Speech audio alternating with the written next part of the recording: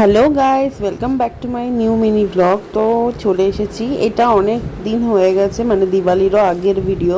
তো টাইম হচ্ছিল না কিছু কারণে ভিডিওটা ছাড়তে পারছিলাম না। তো সেদিনকে আমি একটু রেডি টেডি হয়ে আমার বোনের সাথে বেরিয়ে পড়েছিলাম একটা জায়গায় যাওয়ার জন্য। অনেক দিনই ঘুরতে বেরোনো হচ্ছিল না, তাই সে আর আমি একটু বেরিয়ে পড়েছি ঘুরতে।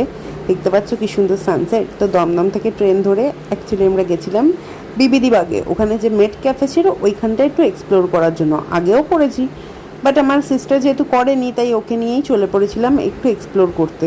তারও ইচ্ছে ছিল, তো সেও কটা ফটোশ্যুট করবে আর আমিও কটা ফটো তুলে নেব বলে। তো আমরা ঢুকে গেছি, ভেতরটা এত সুন্দর। তোমাদের আগে কোনো দিন এটা এক্সপ্লোর করে ভিডিও আমি দিইনি ইউটিউবে, বাট আজ দিচ্ছি। ভেতরের প্রত্যেকটা কোনায় কোনায় আমি গেছিলাম সেদিনকে, মানে এতটা ভালো লাগে।